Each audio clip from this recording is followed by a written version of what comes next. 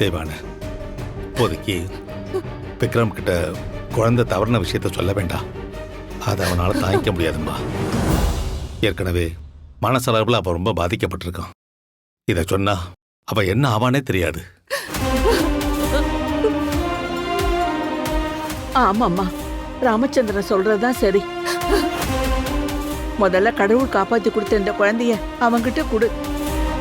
அவன் கொஞ்சம் மனசளவுலையும் உடம்பளவுலையும் தேறி வரட்டும். அப்புறம் பக்குவமா இன்னொரு குழந்தை இல்லைங்கிறத சொல்லிக்கலாம்.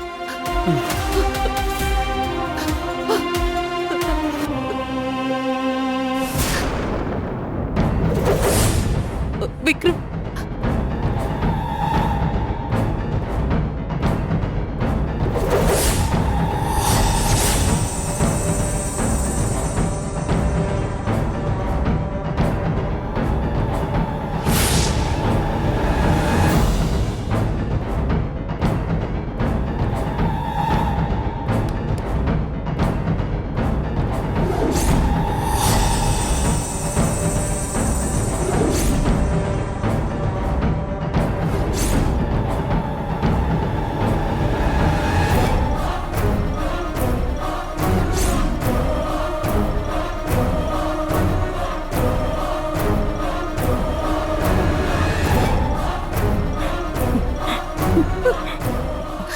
விக்ரம், நீ எப்பப்பா இங்க?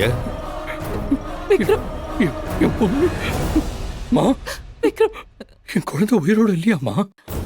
விக்ரம், வா, இனிமையும் என் குழந்தை எனக்கு இல்லையாப்பா?